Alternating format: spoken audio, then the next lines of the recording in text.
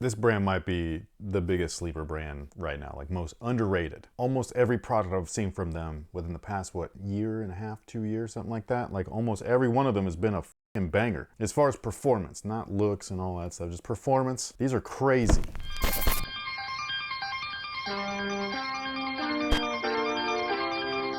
Yo, what's good guys? My name's Chris. Welcome back to the official WearTesters.com YouTube channel. Today we got another, what I'm gonna consider an outdoor basketball option. This is the Way of Wade Son of Flash, so it's a little confusing. To me, I don't think this is a direct signature for his son Zaire. I think I'm saying that properly, I hope so. I apologize if I'm not. But the model itself is called Son of Flash, so one can assume, I mean, if it's not his kid's signature shoe, it's at least for his kid. I will say though, especially with the Thunderbolt right there and the Flash movie coming up, why haven't they released a Flash colorway yet? Missed opportunity.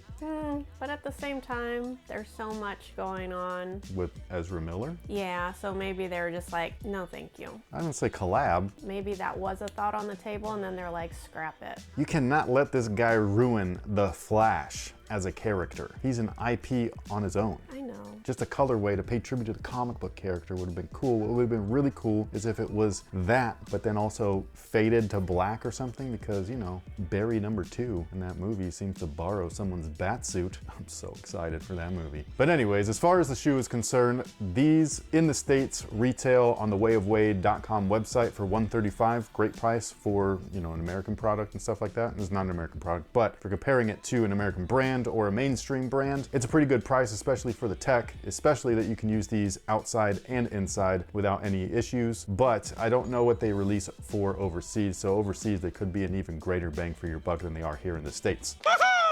All I know is that the shoes that release in the States primarily are not catered towards outdoor specific stuff whatsoever, with the exception of And1 recently coming back. But most of the shoes that you see on a shelf are not exactly outdoor friendly. These, on the other hand, are. The outsole itself, first off, that looks cool, man. Like the bottom just looks like it's gonna rip someone's face off. Like it's awesome. But they came with this little card right here. I finally used Google Translate for the first time. It was awesome. This stuff is called Tough OS, and basically it is just a more durable rubber compound. They typically use this in their tennis products, li-ning. So that's what the material is on the bottom. I think it's really cool that they used it. I love the way that it's implemented too. It kind of like wraps up the sidewalls, especially in the forefoot. So it's gonna give you a little bit more containment. So you can put on some harsh lateral movements and you won't roll over the footbed. So really good design aspects right here, especially for performance. I think that's great. They didn't play around either. Like, look at this, like it's everywhere. It's all over the place. It's super aggressive. The herringbone, the lightning bolts, it should be really great for multi-directional movements and everything like that. So I think that this was a great move. And again, $135 for something like this that should last outdoors. Like the outsole was specific to outdoor basketball, or at least outdoor surfaces. That's a good move, man. There really isn't stuff like this anymore. I don't know why the big brands don't make at least one, just one, out of all the crap that they make,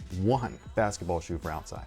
Just one? That is weird, because in running, they There's cover all the kinds. categories. Yeah, you got trail shoes, you got wet shoes, you got reflective shoes, you got lightweight shoes, you got race day shoes. All the cushion, no cushion. It's crazy. Everything. But for basketball, it's like, yeah, let's do this 20 billion colorways, but don't wear these outside unless you want to buy a new pair in 2 weeks. One shoe, just one. That's all you need. So yeah, I think that that should come back as a basketball category, like a category within the category. Make an outdoor basketball shoe. I dare you. Yeah!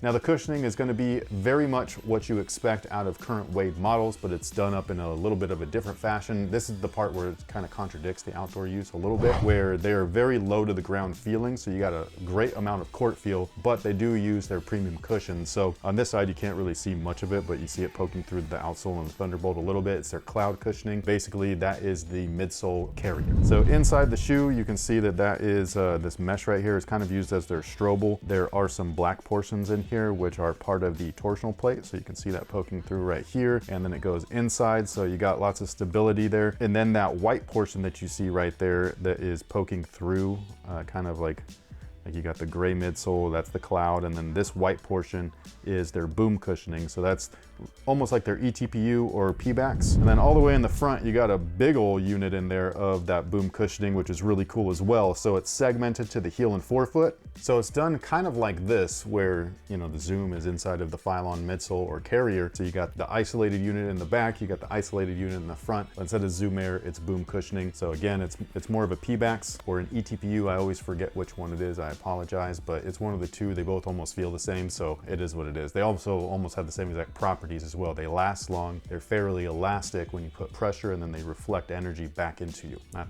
exactly, but like that's the concept. The only downside again is that they do feel very low to the ground, so it feels like a real low profile setup. It's not like super bouncy or anything like that, like say the All City 11s or even the Way of Wade 10s. So this is built more like a traditional kind of like old school shoe, not quite like some of their newer stuff where it's full boom encased in some type of like rubber or plastic. The upper is very outdoor friendly as well. There's actually lots of layers. There's a lot of different textures on here as well because there's different materials used throughout. So the toe area is very interesting. It almost looks like a Cordura mesh. I don't think it is. I think that this is more like a jacquard. So think all the way back to like the Dame 2s. Fantastic shoe. And then on top of that, they actually have like TPU overlays. One of the weird ones is right here on the toe. It almost has a texture to it like it's meant to be like grippy and stuff like that for outdoor use, which is kind of interesting. And then the midfoot panel almost reminds me of the Air Jordan 4, where it has the squared off mesh panels and things like that. And again, that's for breathability. The tongue itself has really wide open cell mesh, so that's going to be most of your airflow coming out through there, which is great because the top of the foot and the toe is where all of your heat kind of like comes out of and everything on your feet. And then the back area is a synthetic leather. You also have this little call out right there that pays tribute to the Way of Wade 10 a little bit. So there's all kinds of different materials on here, all of which should be outdoor friendly, all of which should be fairly breathable but lightweight, but also require very little break-in time. So you got a whole bunch of stuff on here, which is awesome. But my favorite part is actually the eye stay. It's plastic. It's really cool. It's layered and everything too, so you won't bust through the upper like that, like you have on some other shoes. Like one of the most notable ones, which is unfortunate, is the Puma Clyde All Pro. One of the best shoes. Like I still love those. Like I'll play in those like all the time if I can. However, its one drawback was the eyelet. Some people were ripping right through those, especially on their first wear, and you never want that to happen. I remember hearing the same thing happen with certain Jordans and stuff too. So having the eye stay done up like this, where yes, it looks a little bulky, yes, it looks a little excessive, but at least it won't break. At least hopefully. If this breaks, you gotta send me a picture. That would be crazy. I also forgot to show the insole, so here it is. It's not anything too fancy or anything. Usually Wades have really good insoles. This one I would say is kind of like average. It's not one of their best, but it's not one of their worst either. So you can totally take this out. It's actually not glued in whatsoever. So it's an easy removal even if you've already played in them. So say you play in them and you don't like that insole, you can quickly take it out and swap it out for anything that you want, and you should be good to go. Now, as far as their sizing is concerned, you can do one of two things. You can go true to size. You'll have a super snug fit, a fit that I personally prefer, especially on my performance basketball shoes. However, you can also go up half a size. I highly recommend that if you wear a brace or you have wide feet. And also, some people might want to just go up half a size anyway. So a lot of times it's always like, oh, if your foot's normal or narrow, go true to size. This is not one of those times. This is the brand recommends going up half a size. I'm letting you know that if you like a snug fit, you can go true to size, but everybody, it's recommended up half a size. But anyways, if you are interested in grabbing a pair of these, we will have a direct link down below in the description box. It'll send you over to Way of Wade's American site where you can buy them and everything like that. I think the one drawback is that we don't get the overseas pricing, because that's the one thing I always hear is like, oh, those retail for X amount over here, and it's always like under $100. I'm like, dang. And I get it, they got to import them over here. There's different taxes and things like that, but still, if you could get something like this for under $100, that's a steal. So at $135, I think it's a decent price, especially for what you can get, but mostly that it was made to last. That's the one thing. Your money will last a little bit longer versus grabbing anything that's on a shelf here in the States where it's just like, they just want you to cycle through and just buy more. Help me, I'm poor. No. But with all that being said, again, sound off below. Let us know what you think about these. We greatly appreciate you guys being here. I know this is not a Nike Air Jordan, so for those of you guys that are here, we salute you, man. You guys are awesome. You support this channel. You help keep us alive. We greatly appreciate it. Thank you so much once again. We will catch you on the next one. So until then, have a good one. I think I had a derpy face. I love your derpy face. You gotta love video, man. Especially when they pause it, right when you're like, what, you know what I mean? So you're giving them an extra derpy face? It's all through, it's 14 years of derp, okay? It's just, it is what it, you gotta own it at some point.